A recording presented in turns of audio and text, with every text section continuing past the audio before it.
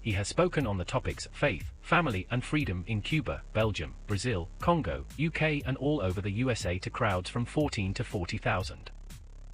International leadership speaker, trainer and coach.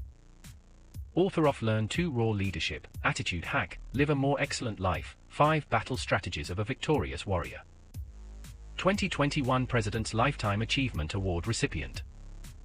Founding partner of the John Maxwell team. Toastmaster International Speech Competition semi-finalist. Founder of Tell It Like It Is TV, ThatGuyRocks.com and ThatGuySpeaks.com.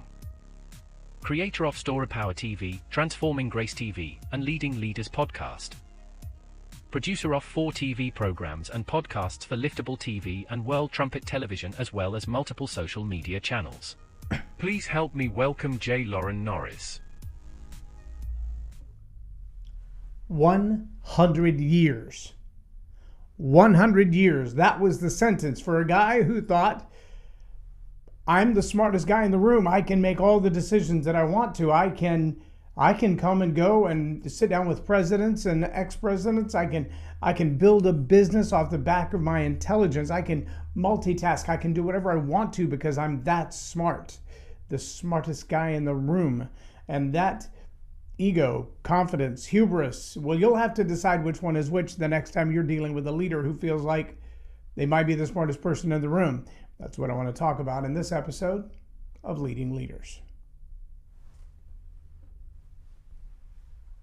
Subscribe now for our extensive video library of leadership lessons promoting faith, family, and freedom.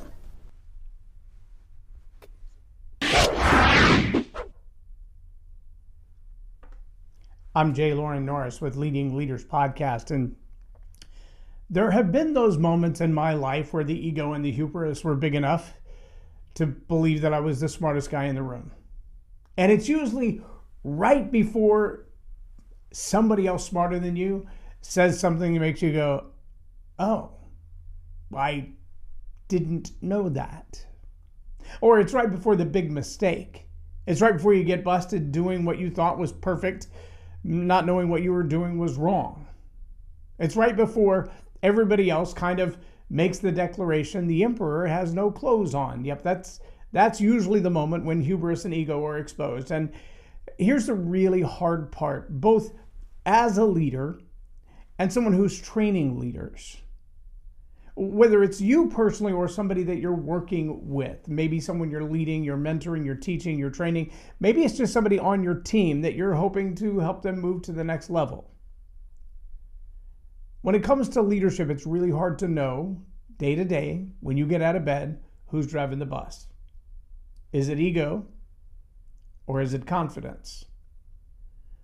Because both are dangerous and risky and absolutely essential to leadership. If you have no confidence, then you will be a weak leader.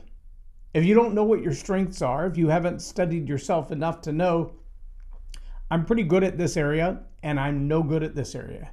If you cannot be honest with yourself about the areas that you failed at, you're going to find yourself in trouble. If you can be honest with yourself about the areas that you're not any good at, the skill set that's beyond your wheelhouse, that's beyond your ability, then you're going to find yourself trying to do those things which you're really not qualified to do. And your ego will allow you to believe that you're really, really good at them. I believe it's called the Dunning-Kruger effect. You might spend a little time looking that up if you're a leader and you're not familiar with that phrase. Take some time to watch some YouTube videos on it or find an old book on it and read up on the Dunning-Kruger effect and what it means to leadership, because it can be an Achilles heel that you're not even aware you have. Even worse if you have that Achilles heel and the people on your team have identified it, but you have not. It happens a lot. I see a lot of people who they lead and they have jokes, or, well, they think they have jokes. And so they crack jokes, and they don't realize that the jokes that they're cracking are offensive. They don't fit in our new world of DEI. They genuinely hurt people's feelings. They genuinely cause a rift in relationships. But hey, when you're the smartest guy in the room, you can kind of get away with anything, right? If you've met the kind of leader who's always the smartest person in the room, they've already figured out everything and everyone, They're always a step ahead, even when they're not. They're thoroughly convinced they are the smartest person in the room, even when they're not. They're not willing to listen. They're not willing to hear. They don't take the time to at least take in all of the information and surmise everybody else's ideas and attitudes into some kind of cohesive thought that they can look at and say, well, at least I see their perspective. I don't agree with it. My experience says otherwise. My education says otherwise. But at least I hear them. I know how and why they've come to the conclusions they have. A leader is not willing to do that is a leader who's, well, a tyrant, an ego-driven tyrant. Now, the confident leader, on the other hand, says, I can listen to all of the input that you may have because I am confident that the research that I've done, the decisions that I've made, the calls, the judgment calls that I've put into play, I've done my homework on them. I know what I'm talking about. And I'm glad to hear all sides and maybe even help you to see where what you thought was a little bit errant. But I'm also willing, in confidence, to say, even if I'm wrong, I'm glad to make the change and still move forward as your leader. I don't have to bow out just because we disagree. I don't have to walk away because you have a different opinion than me. See, someone who has a lack of confidence but a whole lot of ego, when they're challenged, they walk away. When they're challenged, they quit. They're not willing to say, well, here's how I came to the conclusions that I came to. Let's talk about how to make those conclusions better. I've been in situations, whether it's running a soundboard or running a camera or setting up lights or leading a group, where somebody has come to me and said, I wouldn't have done it that way. And honestly, my first reaction is, I always ask, at least in the back of my head, what qualifications might you have that would give you cause to say you have a better idea than what I've already implemented? I try to do that really, really quickly, to ask in that assessment. I've had people say, I don't think it sounds right when I'm balancing a soundboard. You should adjust it like this, you'd adjust it like that. And I try to take into consideration their level of experience. Now, if this person's already got in-ears in their ear and they're holding a guitar, that's going to carry a whole lot more weight with me than somebody who's been sitting in the back of the room sipping coffee the whole time. I'm going to have to ask, what are your credentials? What do you know about sound? How would you do it differently? Why would you do it differently? Oh, what have you taken into consideration about the audience, the age range, the type of people, what they came for? All of those things are imperative to know when you're doing sound design. It's not different than any other role in leadership. If you're sending your troop off to war, or you're sending a team to acquire new customers, or you're building an investment board, there's a reason to be surrounded by great advisors. Competent, qualified, not ego-driven advisors. People who have the education and the experience in the applied industry to go, okay, look, I don't know a whole lot about banking, but I know a whole lot about automotive. And here's a perfect example. I was watching a video this morning, it's just a little Facebook short, of a bunch of guys that like to rebuild and refurbish and modify exotic cars, maybe classic muscle cars or the classic sleeper that doesn't look like a race car and they make it super fast. And they decided, hey, some of these Hummers, they're selling for $700,000. We should go get one and really upgrade it. We could flip it and make bank. And so they went and looked at a boneyard for Humvees and Hummers, because this guy had 30 or 40 of them, ranging from $150,000 for a used broken down Humvee to a couple $100,000 for one that somebody spray painted the interior. And you're looking at that going, well, that's quite a used car to invest in to then build up to try to resell. How awesome can you make that car? And after they'd gone through and said, hey, tell us on our social media channel if you think this is a good idea, the mechanic responsible for building these things up came back and said, we will not be doing that.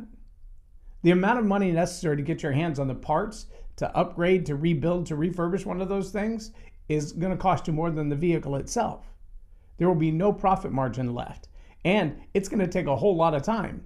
So if you want to pour a whole lot of time and a whole lot of money into a project that will never have a profit, rock on with your bad self. All right. He's not a finance guy. He's not a sales guy. He's not making any decisions about where the money is spent and how much of it's going to come back. But he is the guy who's responsible for pulling off the task.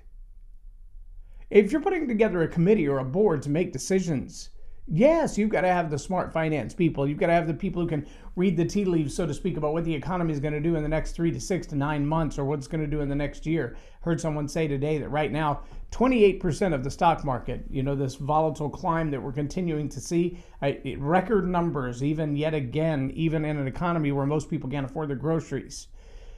28% of the entire stock market is in 7 companies. 7. If your money is in one of those 7, that's great. If one of them files bankruptcy, you got another problem. I don't know if you've heard that little company called WeWork. It's been all over the news in the last few days. At one time, I believe it's 2017, they were valued at $47 million. $47 million.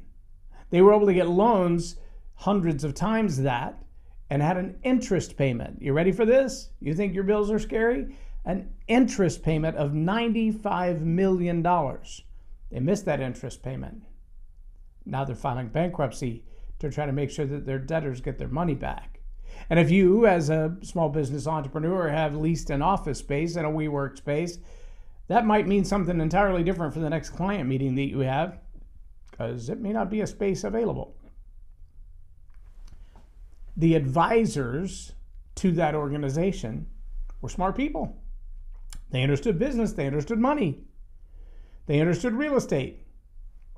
But nobody can predict the kind of changes that happen in a marketplace like that. When there are 7 companies holding 28% of the value of one files bankruptcy alongside, FTX, WeWork. How many banks went under in 2008? And when those kind of things happen, one advisor driven by a giant ego without a board of people around them to go, hold on. You mean you're going to do what? Say that again.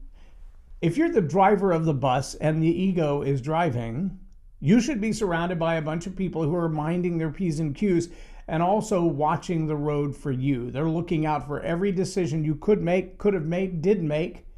And they're asking, what are the consequences going to be? What's the fallout? Who's in danger? What do we have to do to shore up our own bets to make sure this doesn't happen? I remember when the whole thing broke about FTX and Sam Bankman-Fried, listening to Mr. Wonderful on an interview.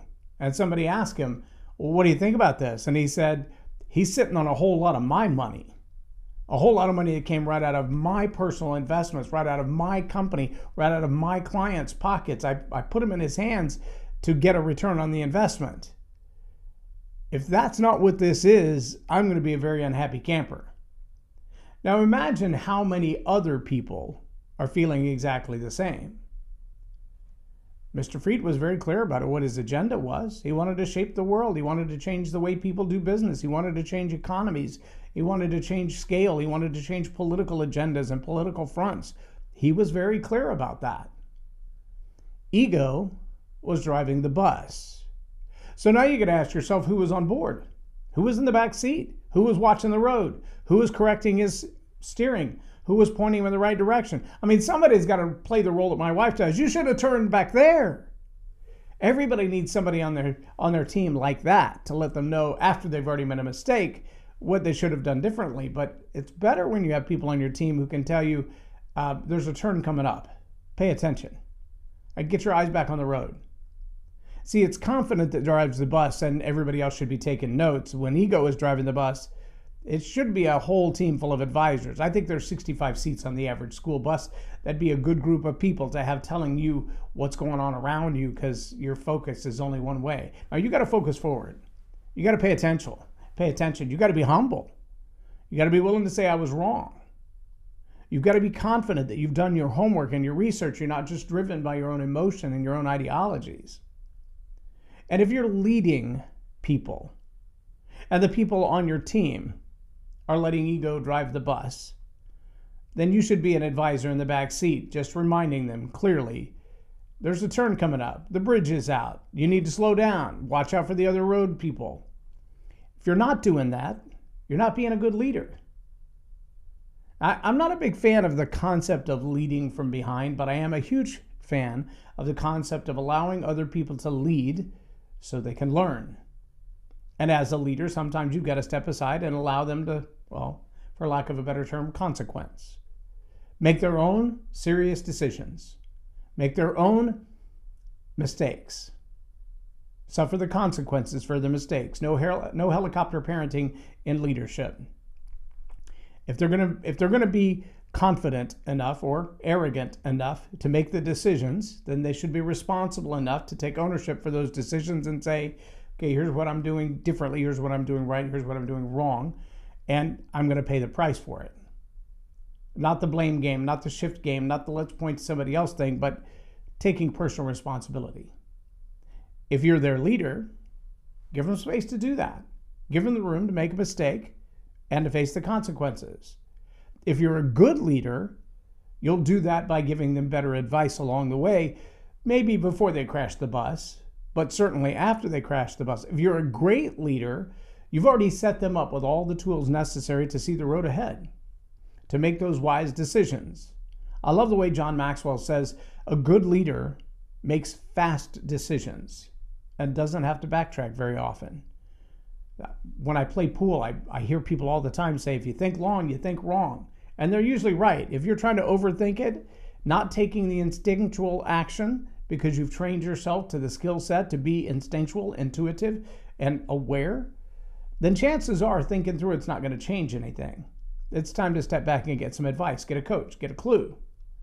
Find someone as a mentor who can kind of walk you through the process, point out what you've done right so far and what you could have done better, and maybe to give you some pointers on how you could decide what's coming next. Trust me, a good coach or a good mentor is going to step into your life and tell you what you need to think through. Sometimes a mentor, because they've already been down this path, that's what makes the difference between a coach and a mentor. The mentor's already been down this path. They've already made the mistakes. They've already seen the wins and the losses. They know what the consequences are going to be if you make the wrong decision. That mentor can say straight up, I tried it like that. That was a really bad idea. Here's what happened as a result. I tried this instead and got great results. I recommend you try the second, not the first. A coach is simply going to ask you the right questions to get you to come to the conclusion to go, okay, so what if you did do that? And then what would come next? And they're going to pursue that line of thinking with you until you come to a conclusion that you know and you own the decision. You know what you need to do, and it's all yours. Right, wrong, or otherwise, consequences or none. It's you. It's all you. You got this. If you have neither of those people in your life and you don't have a team of people sitting in the backseat of your bus pointing out to you the road hazards, the bridges out, the places you need to turn, or you need to slow down, there's a cop ahead. If you don't have any of that, well, maybe Sam needs a roommate. Maybe the CEO or the CFO of Enron. I recently heard Patrick Bet-David say that he hired the former CFO of Enron to speak at one of his events. And people were like, didn't that guy go to jail for the way he did finance? He did. That makes him a phenomenal mentor if he's got the humility to say, here's what I did wrong and here's an idea. Don't do that. Don't do what I did. Here's how it happened. Here's what happened in me. Here's what happened in me. Here's what happened to my team around me. There was nobody on the bus telling me to do otherwise. That's a pretty good mentor. Not that you want to follow in his footsteps, but if he knows where the landmines are, don't go there. Listen to the people who've made the mistakes before. They've got a whole lot shorter cycle to success than those who've never made a mistake before. As a leader, it's your job to figure that out. Ask yourself every day, who's driving the bus? Is it confidence or is it ego? Ask of the people that you lead for their sake. Is it confidence driving the bus or is it ego? Do you need a team around you to make sure you're staying on the course? Or do you need a group of people taking notes on what you're doing because it's brilliant and your confidence, well-researched, well-historied confidence, gives you the right to move forward like this? As a leader, you should be able to tell the difference in your life and in the life of those you lead. Stay humble. Focus forward. Help others. And get over yourself. Keep those things in mind. You'll be a much better leader. And you don't always have to be the smartest person in the room. In fact, John Maxwell says if you are the smartest person in the room, find a better room. I'm Loren Norris with Leading Leaders Podcast for Tell It Like It Is TV. Have a blessed day.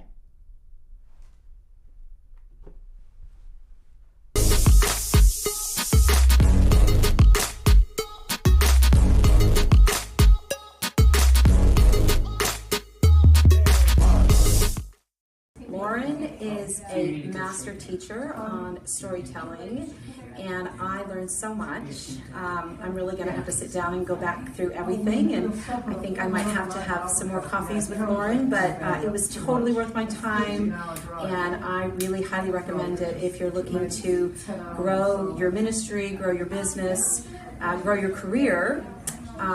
Loren will serve you well. Thank you.